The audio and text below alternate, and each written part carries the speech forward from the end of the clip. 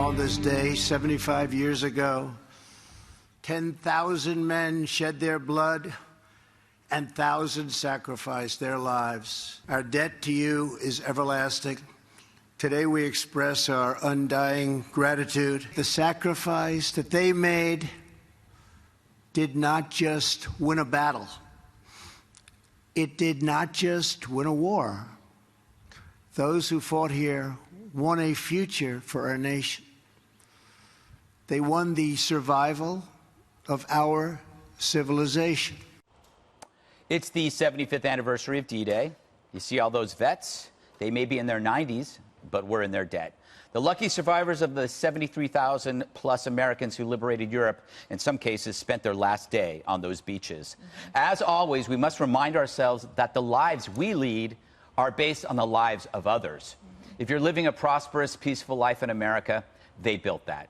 That includes our freedom to pursue happiness and especially the God-given right to be stupid and self-obsessed. We owe that to them, too.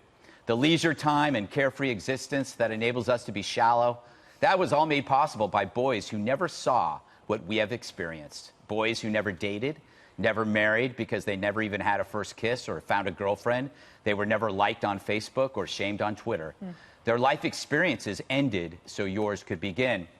So what have you done with it? Have you savored that gift or wasted it? In the lives since theirs, we see people addressing the faults of those from the past. We are the enlightened generation, shedding the sins of those who came before us. We, the young, superior, and open-minded, scoff at the old, frail, and infirm. Do they know about our wretched past? And if they do, why haven't they done anything about it? Turns out they already did a lot. They faced real aggressions so others could complain about microaggressions. That's not a good look, especially when you see it from a beach in Normandy 75 years ago, a place that was nobody's idea of a safe space. I really enjoyed that. There's one moment today featuring a 93-year-old veteran flirting with the First Lady. Did you see that? I just can't get tired of this. Yes.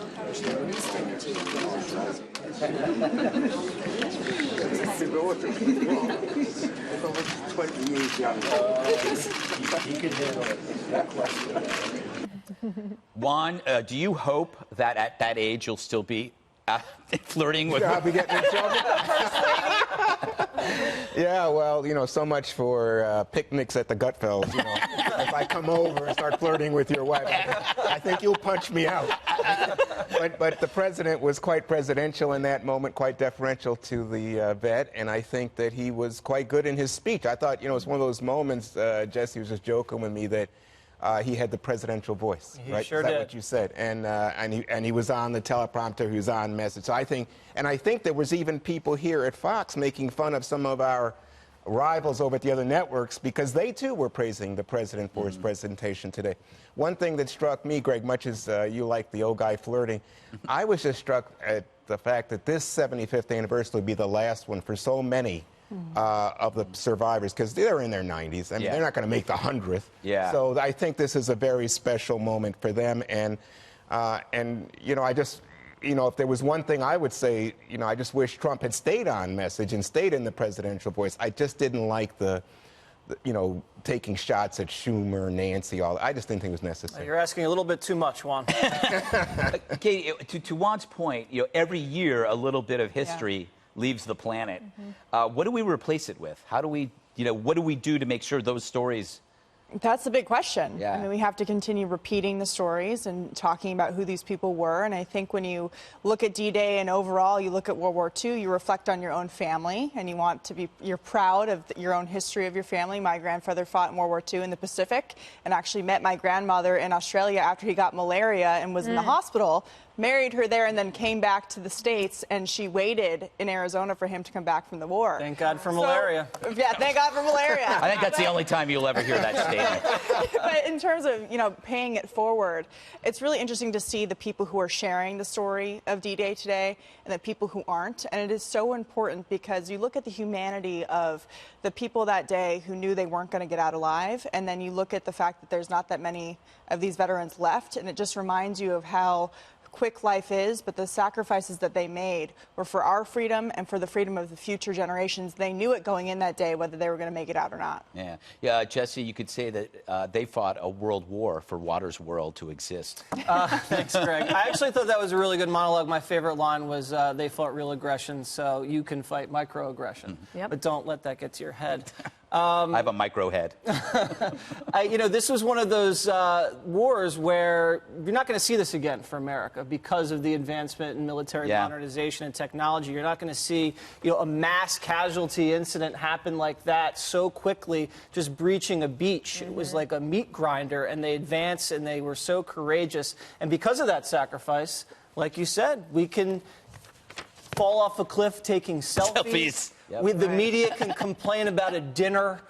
This is so trivial, and it kind of puts things into perspective. And one of the things I've started to do with my daughters, who are 7, is whenever we see a veteran at that age, 90 years old, he's got the hat on if it's at a parade or just out on the boardwalk or something, we'll go up and we'll just shake his hand and say thank you. And it's important for him to hear, because you want to know that people are grateful for your sacrifice, but it's also important for the younger generation to thoughtfully and respectfully say thank you to that generation as well, because the greatest generation enabled generations of Americans to prosper. D-Day, Jesse's point is that you may never see that again. That might be a good thing, the way we fight wars. But do you think we could still keep a secret like that? I mean, it was Operation Overload was based on deception. Incredible. And did you read, I think it was just released, the letter that General Eisenhower wrote to his wife? And he said there's a series of 6 things that are happening, and he had to be very vague about it. And, of course, it's not in an email or anything. It's in coded language because it was a snail mail operation. I think some of the weapons we face now are possibly more deadly. You've talked about this for years, about the possibility of marrying up a bioterror agent with some sort of device. I mean, those are things that we're going to have to deal with. But what this generation also did is they went to liberate, but also to conquer an idea. Yeah. And because they conquered that idea, we've been able to live in peace and prosperity. I think one of the ways we have to honor their legacy is by continuing it. Like right now, we as in America, and I think joined by 50 other countries, are supporting the right side in Venezuela. We have not talked about the fact that there's a horrible dictator in Sudan who's been basically violently going after civil protesters down there. There are things happening all over the world. We haven't mentioned the Uyghurs in China, human rights, etc. I know that we can't do everything, but we did stand for a new moral standard for the world, and it still is upheld today.